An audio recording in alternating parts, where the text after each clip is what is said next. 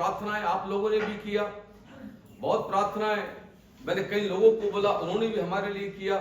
कुछ प्रोफेसिस हुई, कुछ भविष्यवाणियां हुई, और मैं धन्यवाद करता हूं कि हमारी प्रार्थनाओं का एक अच्छा प्रतिफल परमेश्वर ने हमें इस स्थान के रूप में दिया। मेरे प्रियो, दाऊद जो परमेश्वर का एक अभिषिक्त राजा है, एक चुना हुआ जन है, दाऊद ने मेरे प्रियो अपने जीवन में बहुत सारी लड़ाइयों को लड़ा, लेकिन वो इस बात को जान गया कि परमेश्वर से अलग होकर वो कुछ भी नहीं। कोरा वंशी जिन्होंने अपने घर के लोगों को उस जमीन में जाते हुए देखा था जो परमेश्वर के न्याय और क्रोध का प्रतीक थी, और उन्होंने जब इस बात को देखा तो उन्होंने अपने मनों को उन कोरा वंशियों में से कुछ लोग थे जो बचे, और उन्होंने अपने जीवन को प्रभु की तरफ मोड़ा। और जब वो परमेश्वर की ओर मुड़े तो उन्होंने इस बात को पाया कि परमेश्वर उनकी सहायता करने में, परमेश्वर उनको बचाने में, उनकी मदद करने में सामर्थी है। और तब उन्होंने इस भजन संहिता को लिखा और उन्होंने कहा, संकट में अति सहज से मिलने वाला सहायक। ऐसा हो नहीं सकता है कि जब हम मसीह यीशु में आगे बढ़ें या हम मसीह यीशु के ऊपर विश्वास करें तो हमारे जीवन के ऊपर संकट नहीं आएगा। बहुत से प्रचारकों को मैंने देखा है, वो ये कहते हैं कि यीशु मसीह पर विश्वास करोगे तो आपके जीवन में कोई संकट या मुश्किल या कलेश नहीं आए। मैं कहूंगा ऐसा कोई नहीं है। बाइबल कहती है अगर हम यीशु मसीह के ऊपर विश्वास करते हैं, हम भरोसा करते हैं, तो हमें संकट और कलेश में से होकर जाना ही पड़ेगा। तो इसलिए ऐसी झूठी बातों के ऊपर आप अपने ध्यान को ना लगाइएगा, बल्कि इस बात को याद रखिएगा क्योंकि बाइबल कहती है हमारा परखा जाना ही हमारे विश्वास के बढ़ने का कारण होता है, और हमारा परखा जाना ही परमेश्वर के सामर्थ को हमारे जीवन पर अनुभव करने का कारण बनता है। मैं परमेश्वर का धन्यवाद करता हूं। कोरावंशी लिखते हैं वो शरण स्थान है जहां पर हम छुप सकते हैं। कोरावंशी लिखते हैं वो बल है जो हमारी ओर से लड़ता है। वो हमारा बल है मेरे प्रियो, हमारा आत्मिक बल जो हमारे गिरे हुए मन को या हमारे गिरे हुए हौसलों को फिर से उठा करके क्या करता है, वो खड़ा करता है। बाइबल कहती है वो शरण स्थान है, वो बल है, और लिखा संकट में अति सहजता से मिलने वाला सहायक है।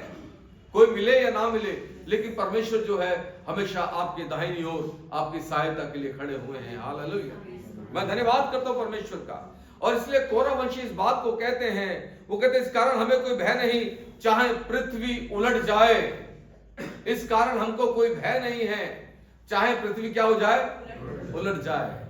उन्होंने उन लोगों ने, उनके वंशजों ने इस बड़ी घटना को देखा था जब कोरा के तमाम लोग जो है वो सब के सब क्या हो गया, उस जमीन में चले गए। इसलिए वो लिखते हैं जो परमेश्वर की शरण में आ गया, बाइबल कहती है उसको डरने की कोई जरूरत नहीं है। मूसा ने बंदा 91 में इस बात को लिखा, जो कोई परमेश्वर के छाया हुए स्थान में अर्थात शरण स्थान में बैठा रहता है वो सर्वशक्तिमान की छाया में ठिकाना पाता है। वो कहता हमें भय नहीं, हमें भय नहीं, चाहे पृथ्वी लुट जाए, और दूसरा काम, और चाहे पहाड़ क्या हो जाए, समुद्र के बीच में डाल दिया जाए, हमें भय नहीं है। ठीक है। फिर आगे तीसरे पद, चौथे पद में वो लिखता है, तीसरे पद में, चाहे समुद्र गरजे और क्या उठाए, फेर उठाए, और पहाड़ उसकी बाढ़ से क्या हो, कांप उठे। यानी दृढ़ लोग भी, अगर दृढ़ लोग भी कांपने लगेंगे डर में, भय में, तो बाइबल कहती है, कोरावंशी लिखते हैं कि हमें तब भी डर नहीं होगा, क्योंकि हमारा भरोसा जो है हमारे परमेश्वर के ऊपर है। मुझे याद है एक प्रचारक थे और वो कहते थे, वो इस बात को क्लेम करते थे, अगर मैं प्लेन से आ रहा हूं और प्लेन क्रैश हो जाए और अगर प्लेन का कचूमर भी निकल जाए तो भी परमेश्वर मुझे अपनी सेवा के लिए बचा लेंगे। हालेलुया। व्हाट अ फेथ, कितना दृढ़ उनका विश्वास था। और मैं धन्यवाद करता हूं। और आगे लिखा है, फिर वो बात करते हैं कि परमेश्वर के नगर के बीच से बहने वाली उस नदी के बारे में लिखा है, जिसका जिसके द्वारा परमेश्वर के पवित्र स्थान में आनंद होता है, लेकिन परमेश्वर की सहायता करता है। और फिर एक बड़ा डिक्लेरेशन कोरावंशी करते हैं और वो कहते हैं सेनाओं का यहोवा हमारे संग है, याकूब का परमेश्वर हमारा ऊंचा गढ़ है। हालेलुया। और फिर परमेश्वर की कई सारे गुण, कई सारे महाकर्म वो अपने इस भजन संहिता के अंदर उसका वर्णन करते हैं। मेरे प्रियो, हम सभी के जीवन में आत्मिक अनुभव को खुदा ने जोड़ा हुआ है और खुदा ने इसलिए हमारे जीवन पर आत्मिक अनुभव जोड़े हैं ताकि मैं और आप अपने ईमान में मजबूत हों, मैं और आप एक दूसरे को हौसला देना सीखें, मैं और आप एक दूसरे को उठाना सीखें। अभी इसी सप्ताह में मैं अपने एक मित्र के घर पे गया। उनके बड़े भाई की इसी महीने डेथ हुई कैंसर से। दिल्ली पुलिस में थे, बहुत नेक और शरीफ आदमी, और उनको पेट में कभी कोई समस्या नहीं हुई। लेकिन जब उन्होंने डॉक्टर्स को दिखाया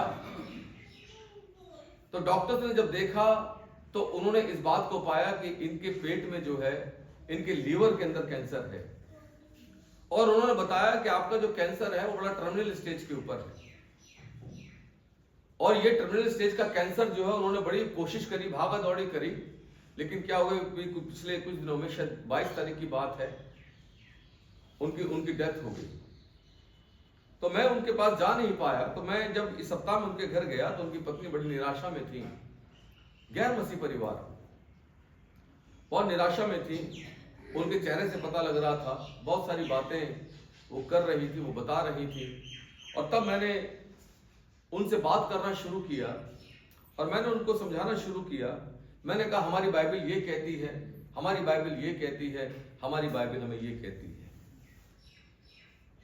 और मैंने उनसे बातचीत करते करते उनसे कहा कि आप अपने पति के लिए विलाप मत करो, आप रो नहीं, आप इतना शोक में मत जाओ, क्योंकि आपके सामने आपका एक बेटा है, आपकी एक बेटी है, और बेटी जो है वो शादीशुदा है, बेटी की शादी होनी है।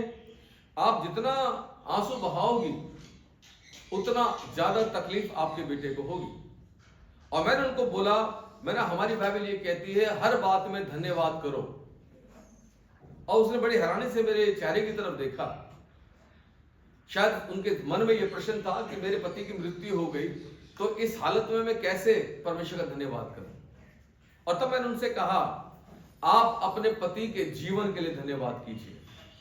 आप के पति की आयु परमेश्वर ने इतनी ही रखी थी और आपके पति ने उतना जीवन जिया, इतने साल वो आपके साथ में थे, आपका परिवार फलवंत हुआ, आपका बिजनेस चला, आपके पति को परमेश्वर ने गवर्नमेंट जॉब दी और आपके पति ने आपके लिए बहुत कुछ छोड़ा। और धन्यवाद करें कि परमेश्वर ने आपका साथ उनके लिए इतने ही समय के लिए रखा हुआ था। और जब मैं उनसे बातें करने लगा तो सडनली उनके चेहरे का जो रंग था वो बदलने लगा। और वो शायद इसलिए बदलने लगा क्योंकि कहीं ना कहीं उनको आशा मिलने लगी, उनको एक नजरिया उनका बदलने लगा। और तब मैंने उनसे इस बात को कहा, मैंने कहा अगर आप दुख में बैठी रहोगी तो आप कभी भी आगे नहीं बढ़ पाओगे। मैंने कहा बाइबल हमें कहती है कि हम अपने परमेश्वर के ऊपर आशा रखें, हम अपने परमेश्वर के ऊपर भरोसा रखें। मैंने अपने मित्र से एक सवाल किया जिनकी पत्नी को कैंसर है। मैंने उनसे पूछा, मैंने उनसे कहा कि अगर आज आपकी पत्नी दुनिया छोड़ देती है तो आपको क्या आशा है। उसने कहा हमें कोई आशा नहीं, हमें तो इतना पता है कि बस ये चली जाएगी, हम इसकी पैरवी करेंगे, हम इसका ये करेंगे, उसके बाद हमारे पास कोई आशा नहीं। मैंने कहा लेकिन प्रभु यीशु मसीह इसलिए आया कि वो हमें आशा दे। और मैंने फिर उनके साथ में थिस्सलुनीकि की पत्री से कुछ बातों को शेयर किया। जब बाइबल हमें कहती है हे मेरे प्रियो तुम उनके समान शोक न करो जिन्हें आशा नहीं है। मैंने कहा अगर हम विश्वास करते हैं कि यीशु मसीह मारा गया, गाड़ा गया, जी उठा, तो परमेश्वर उन्हें भी जो यीशु मसीह के ऊपर भरोसा या विश्वास करते हैं तो वो उन्हें भी उन्हीं के साथ में ले आएगा।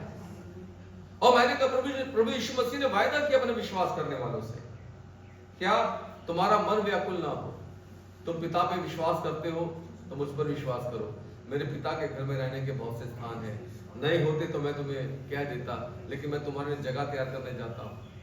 मैंने कहा हमें आशा है कि जो लोग प्रभु में सो गए हैं, जब प्रभु यीशु मसीह न्याय के लिए आएंगे, वो सारे के सारे क्या होगा, वो रूपांतरित होंगे और हम मध्य आकाश में अपने परमेश्वर से मिलेंगे, अपने प्रभु यीशु मसीह से मिलेंगे। हम आमने सामने दूसरे को देखेंगे। और वो बड़ी हैरानी से मेरे चेहरे को देख रहे थे। फिर मैंने उनकी पत्नी से बोला, अगर आप विश्वास करोगी तो मैं आपके लिए प्रार्थना करूंगा। उन्होंने बोला हम विश्वास करते हैं। बहुत जगह धक्के खा के आ गए और मैंने वो मुझे बड़ी निराशा होकर कह रही, वो बोल रही थी कि कैंसर जो है ना अब मेरे ब्रेन तक पहुंच गया है। मैंने कहा खुदा के लिए बहुत हल्की मामूली सी बात है। मैंने प्रभु चाहेंगे तो उसको जड़ से सुखा देंगे, लेकिन आपको विश्वास करना होगा और आपको ये अंगीकार करना होगा। फिर मैंने उनसे अंगीकार की प्रार्थना कराने के बाद उनके लिए प्रार्थना किया और मैंने उनको एक प्रैक्टिस बताई। मैंने कहा इसको करना, मैं फिर से अपनी पत्नी के साथ आपके पास आऊंगा और हम आपके लिए प्रार्थना करेंगे। मैंने कहा अपने जिस्म पर हाथ रख के, दिल पे हाथ रख के कहो, कैंसर तेरा मेरे पे कोई अधिकार नहीं। बोलो मैं यीशु के लहू से खरीदी गई हूं। मैंने बोलो इस बात को। और मैंने कहा कोई आप प्रसाद वगैरह नहीं खाना, और उन्होंने इस बात को माना। सुनिएगा, प्रभु अद्भुत काम करने वाले हैं इन तमाम संकटों में, जिसमें कोरा वंशी कहते हैं कि परमेश्वर हमारा शरण स्थान है, परमेश्वर हमारा बल है। मेरे प्रियो, हमें डरने की आवश्यकता नहीं है। ये जीवन प्रभु का है, ये सांस प्रभु की है, हमारा देह, हमारा प्राण, हम मट्टी से खुदा ने हमें बनाया है। वो जब चाहे वो ले ले, वो जब चाहे हमें श्वास दे। लेकिन हम दिलेरी से एक बात कहेंगे कि मैं खुदावंद का धन्यवाद करता हूं कि मैं यहोवा का कहलाता हूं। आमीन। मैं मसीह का कहलाता हूं। हालेलुया। और इसलिए इस 2024 के अंदर जैसे परमेश्वर ने हमें हौसला दिया, और मैंने इस बात को कहा, मैंने कहा कि 2025 मेरे प्रियो हमारे विश्वास की परख का साल रहेगा। 6 महीने का समय जो है वो क्रूशियल समय है, ठीक है। और अगर आपने मेरी बात को ध्यान से देखा होगा तो आपको पता लगेगा कि लखनऊ के अंदर क्या घटना घटी है, ठीक है। ऐसी कई सारी घटनाएं और ऐसी कई सारी बातें जिनके अंदर मसीह लोगों को दबाया जाएगा, याद रखिएगा, आपके देखने में इन 6 महीनों में आएंगी। लेकिन अपने हौसले को बरकरार रखिए, क्योंकि हमारा युद्ध जो है वो लहू और मांस से नहीं है। हम अपने युद्ध को घुटनों के ऊपर लड़ते हैं, हम प्रार्थनाओं में लड़ते हैं, और परमेश्वर एक अद्भुत काम को इस देश में करने जा रहे हैं। जून महीने के बाद याद रखिएगा, आप एक बड़ा बदलाव इस देश के अंदर देखेंगे। आमीन। मैं खुदावंद का धन्यवाद करता हूं कि परमेश्वर हमें अभी से आगाह कर रहे हैं और सचेत कर रहे हैं कि मैं और आप अपने ईमान को बेहतर तरीके से थामे रहें, और मैं और आप परमेश्वर के साथ चलते रहें, क्योंकि बाइबल कहती है वो संकट में अति सहज से मिलने वाला हमारा सहायक है। खुदा हम सबों को बहुतायत के साथ ब्लेस करे। आइए हम